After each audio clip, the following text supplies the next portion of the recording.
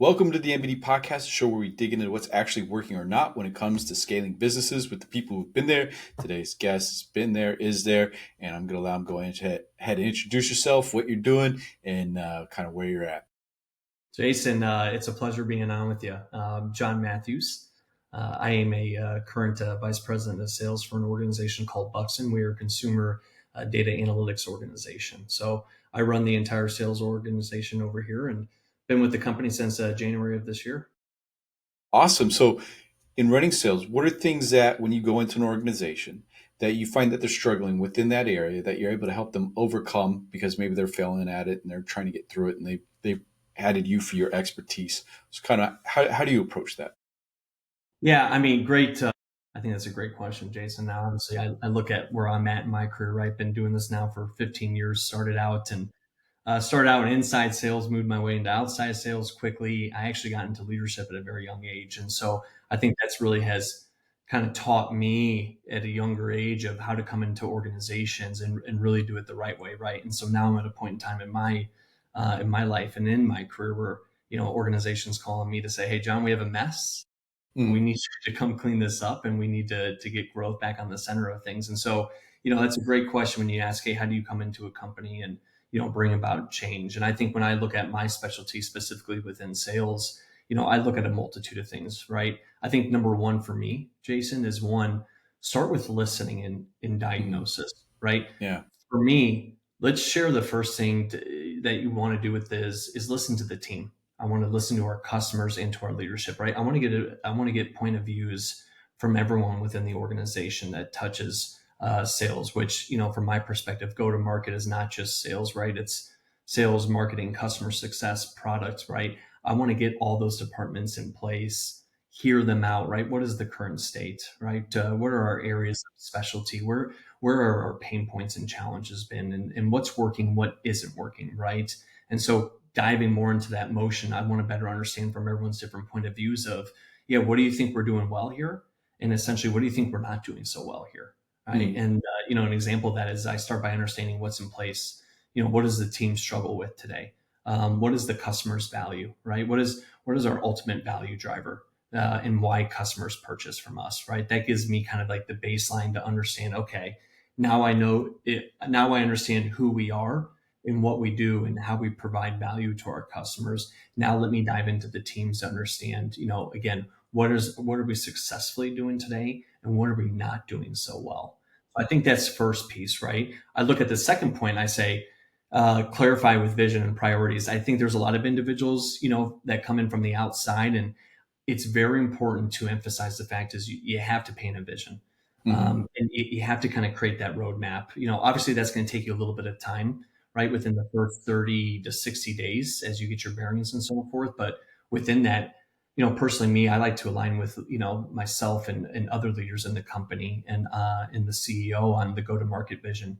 And, what I like to call the North Star metrics, right? I want to make sure reps understand why change is needed. I think that's an area we kind of lack in, right? Whether that's pipeline generation, win rates, or moving up market, right? What is the why behind the change, right? Why are we wanting to grow? What are we looking to accomplish? If you're not painting the picture of the why, Jason, I think you get a lot of individuals in a company and say, "Hey, this sounds good. I don't really understand though the yeah. direction."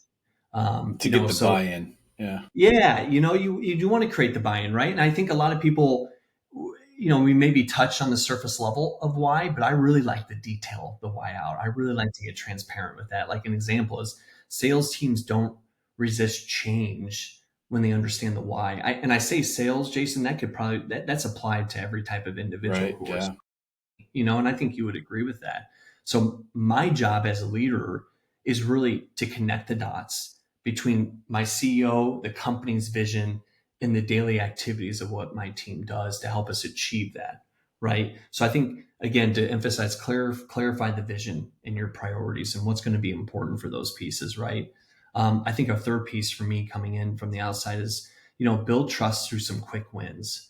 As a leader, let's say you're 60 days in, okay, hey, here's the why behind the change. Here's our North Star. Here's what we need to aim towards. Here's the metrics we're going to put in place, right? But you have to get a few quick wins to Hmm. kind of establish trust, to establish your credibility. Look at myself. Hey, I've been with different organizations at the leadership level doing different types of things. So I can come in, hey, John, you sound great, right? But there's still that level of trust. And again, I emphasize that piece because I think that's very important for anyone coming into an organization like that.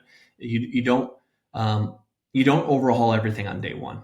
No. Let's just say that I've seen leaders try to do that, and you'll be Resisted. vastly unsuccessful with that, right? And I think you would agree with that, Jason. Hmm. You want 1 to 2 areas for immediate impact.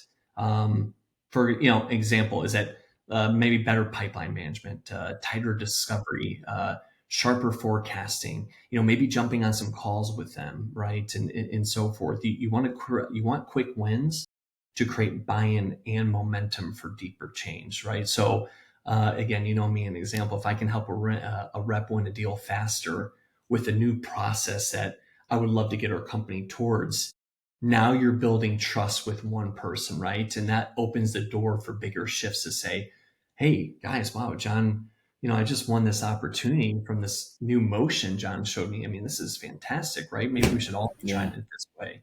So that really helps. You want quick wins, find those quick wins. But I would say this, Jason, know the difference between what a quick win can be versus what's going to take long term to implement, right? To get out there and drive that piece. I think another point is introduce structure and accountability. We talk about putting in place repeatable processes like clear sales stages, entry and exit criteria within your sales force, right? I call that, it's your CRM hygiene. That is so important.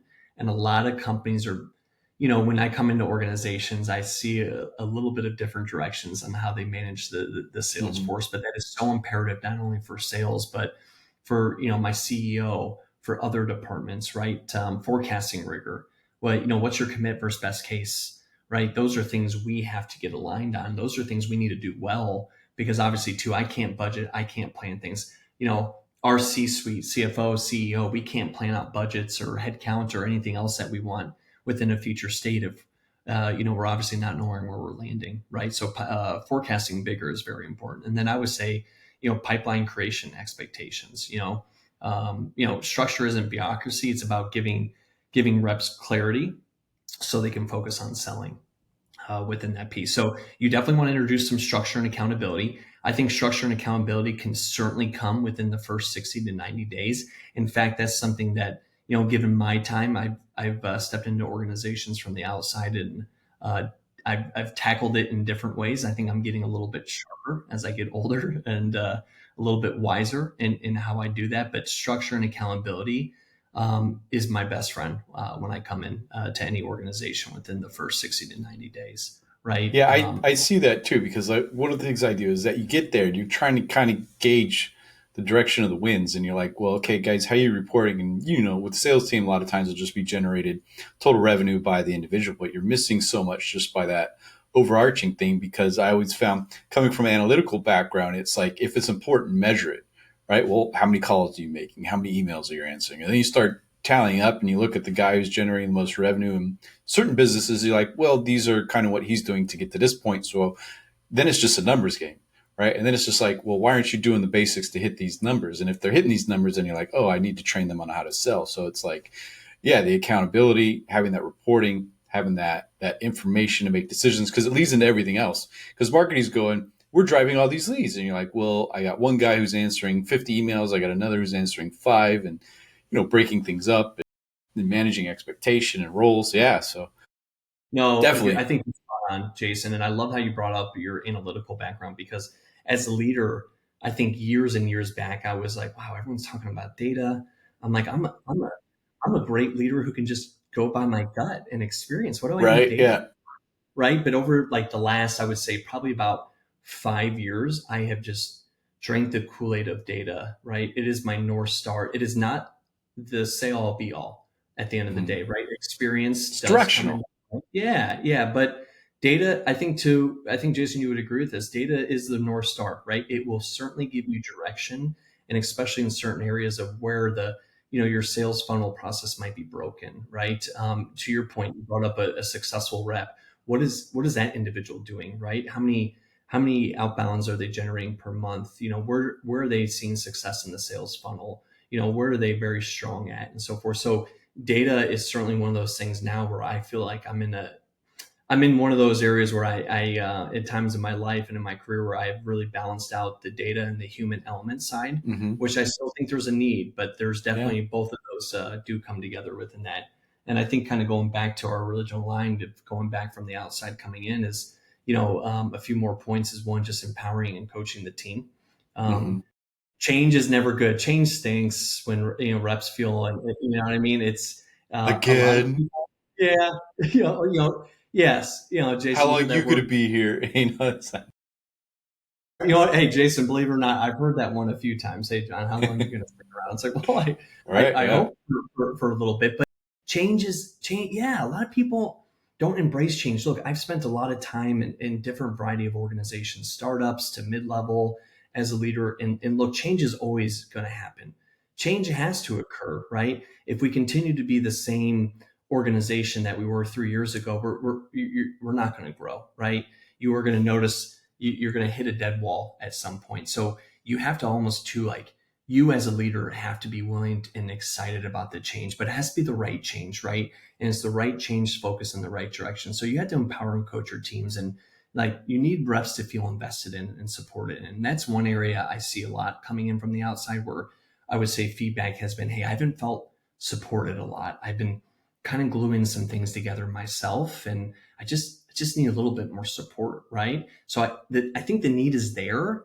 I just don't think all the time that it's given to individuals. And again, I say sales, but Jason, I think you would agree that that kind of accumulates across all different Mm. departments, right? Yeah, Coaching, for sure. training, clear playbooks, to help raise performance without overwhelming them. That's another important area where I see a lot of VPs and CROs come in and they're really excited. And it's like, hey, let's do A, B, and C. And it's like, well, hey, hold on, guys, hang tight. You're introducing Medic, and a lot of these individuals, aren't even that strong at discovery just yet, right? So you have to know the temperature of the team that you're walking into, right? And you have to know the level of, tenure and success and exposure that they've had to a lot of different things. You want to start small, right? But continue to have phases of phase one. Okay, here's what we're going to work on. After we get really good at that, we're going to go into phase two, right? And here's phase three. So as a leader, you should really be planning things out in phases. Mm-hmm. And I've noticed a lot of success from that, right? So I don't just enforce process. I coach my team on how to win with it, right? And there's a difference in that, right? And versus just, hey, Jason, I want you to do this. Okay, trust me on it. You got a year to get to this point. You're like, Yeah, okay. yeah. And you're probably thinking, well, oh, okay, Jen, you want me to do this, but like, what's the reasoning? What's your methodology behind it, Mm-hmm. right? So empowering and coaching teams are obviously an important piece. And I think the last piece for me was just close with culture and measurement, right? Change isn't just about process; it's about a mindset and a culture. I think if anyone's watched my other podcasts, or if anyone who really deeply knows me, I'm a big fan of culture. Mm-hmm. Culture is everything in organizations. Culture is what drives people to give you your very best each and every single day. That doesn't mean don't have a culture of accountability. That doesn't mean don't have a culture of an elite mindset, which I say often is, hey, are we being elite today? Right? Mm-hmm. You have to push people to be the best versions of themselves. However, that doesn't mean it needs a compromise with the culture where people feel good waking up every single morning going, you know what, man, I had a rough week last week, but I'm gonna get after it this week, right? I feel more positive and optimistic on it. And so, I think to measure progress with leading indicators, for sales, for me, that's pipeline created stage, conversion rates, forecast accuracy, right? But most of all, celebrate the wins, right? So look for your leading indicators on a lot of things, right? In the beginning to reinforce positive small movements, right? Hey, Jason, great work, man, on your pipeline. That looks exceptional, right? I overemphasize the little things in the beginning because I want to build that repetition with them, right? And I want to Yeah. continue Positive to, reinforcement.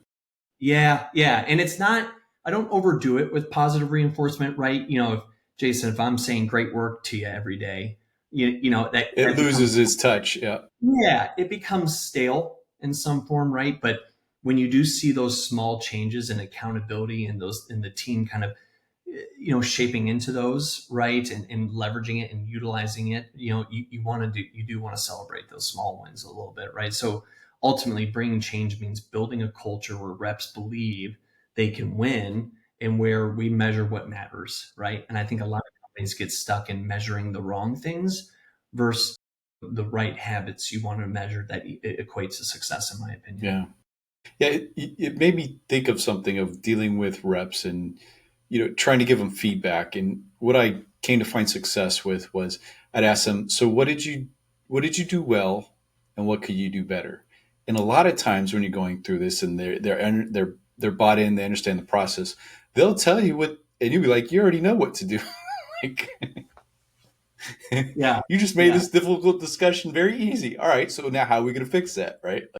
Um, Yes, and you will have that, right? You're going to have individuals that come in and people are craving for change, or they're just craving for that support yeah, I've piece, seen right? both And you're sides. going to have Yeah. individuals where they're giving you they're giving you the Heisman a little bit, Jason, right? They're like, I'm not sure about you yet, right? And again, that's where as a leader you really have to focus on creating that trust in the beginning, and that's not easy. That is not easy for a lot of people. It's really not, and I'm not saying I'm the best at it. However, anytime I come into a new company, I put myself into their shoes, right? Their situation. I understand what's happened in the past, where you're currently at, where do we want to go, right? So I understand those things, but also at the same time, my job is to obviously create the buy-in and scale the organization to the next level. So I've got a question because I've dealt with these people where you come in and essentially they're kind of considered the internal terrorists. They're the person who's been there for a long period of time. Maybe they're one of the first hires of the owner, right? Love. And they're just negative. Like you're like, why don't you find another job? But they're not going anywhere. The owner likes them. They don't want to get rid of them. How do you deal with those people? What have you found success in like ironing them out? Yeah, Jason, such a great question. And I don't think anyone's ever asked me that because I don't think we think about that a lot. And you put it in a scenario where, you're working in a more hyper growth startup, maybe there's 75 employees today, but yeah, you're still dealing with the first sales rep, maybe the second sales rep who's been there for years, right? And has a bit of that attitude. Now, you'll run into that in any point in any company, right? Mm-hmm. Whether you're Yeah. mid-size, enterprise, you're gonna land in that. But you in mid-sized enterprise companies, you have a little bit more room to play with, meaning you have other people on the team that you can kind of have gravitate towards you a little bit first, where at the end that lone wolf, the individual out who's like, well, everyone else is buying into Jon, maybe I should give a listen to. It's more challenging when there's not that big of a team, and to your point, Jason, you're dealing with someone that's very negative. CEO likes them, but they're just always down, right? And so I'm laughing because I feel like everywhere I've gone, I have run into that one person where I have changed over time compared to my 20s when I was at first, I think in my first few roles as a leader. I know for a fact I didn't go about it right. It was, hey, Mm-hmm. this is my way. We're doing this my way, right? But actually, if you really get to know these individuals, they have a massive heart. All of them. Don't call me. I'm not writing a book here about it, but ultimately they have a big heart and they care a lot. They've just been in an environment where the tolerance of negativity has been tolerated by Mm-hmm. everyone, right? And that's a very big challenge to try to fix someone's mindset, right? And it's one thing too, it's where I kind of seek to understand with this person, right? I get to know them a little bit more than just on a surface level. I get to know kind of them as a person, what they like to do, right? And that takes a little time. That's not Yeah. a complex, to be clear for everyone, in one call, right? That takes about a few months to get to know someone like that on a different level, right? I purposely spend a little bit more time with them. I ask them questions that I most likely know the answers to. However, I'm genuinely curious in their thoughts. Mm-hmm. And that's a big piece there. That's a big piece because they're being heard. And a lot of times that negativity comes from, well, I've tried telling them to do this in the past. They wouldn't listen to me. I'm our best rep. I'm doing all this, but I just don't get heard. No, it's not that you didn't get heard. It's how you position it. Do you mind if I give you some advice, like next time we're in this situation, and how you can get your point across? And so it's like you kind of already start giving non-solicited feedback. It's my, hey, do you mind if I give you advice, versus like, hey, Jason, let me give you some advice, right? Those are Hmm. two different Yeah. parallels of how I approach someone who's a little bit more standoffish, a little bit more negative, but over time too, there's a point where you have to build a culture. Do you want 20 other people just like that? I think any sales leader or any leader overall would say no. That's not the culture I want to build. So there comes a point in time too, though, Jason, that you have to be transparent. And I love giving feedback. I'm a big feedback guy. I embrace feedback. I give feedback to people because I just think I think a lot of people deep down need it and like it. It's just in this point in time, there comes a point where I say, hey, Jason, I've noticed over the time that we've been working together, you typically generally go negative. Have you caught yourself doing that at all? Or do you recognize that piece and see where that goes? Right. Hmm. Because there's going to be a point in time you have to call that, right? There's going to have to be a conversation if you can't look to clear that up in the first few months of just trying to get to know them, building that trust a little bit, right?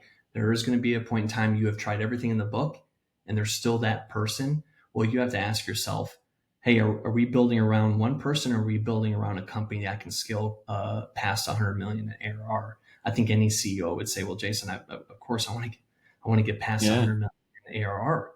Okay, well then we might have to do the tough decision here, right? And bring in the right people that we need. Hopefully it doesn't come down to that. But at the same time, you have to protect culture. And I will always go back to that word on that piece. Yeah, culture's huge. I've seen good culture, I've seen bad culture, and I've been in a place where there was bad culture, but the people wouldn't live and they leave. They kept wanting to go to work every day, and I didn't understand why. Still don't really understand. I'm like, you guys, there's other opportunities out there. Like, why you still keep coming back if you're so unhappy? Luckily, I was able to change the culture of our team to make them happier, but like the overall company was difficult. And that's tough too, when especially when you can create buy-in for your team, but the company's still Yeah, company-wide the culture issues. owner. Yeah. Yeah, one of the core values was frugality, and the team's just like, we can't do anything. We want to do the stuff. You won't even get me a $50 a month tool. Like, No, I've been I there. know. I've been there. Yep. So what are some activities you guys are doing to help build your pipeline at the company? Yeah, I mean, I get asked this all the time, and it's funny. I feel like, you go on LinkedIn and you see a lot of people posting now, hey, I have your answer. I solved it. I know how to do better social selling. Here it is, guys. Push button I'll be, social. yeah, Jason. I'm going to be honest. This might not be a very popular opinion for myself, but I don't think anyone really has the answers right now.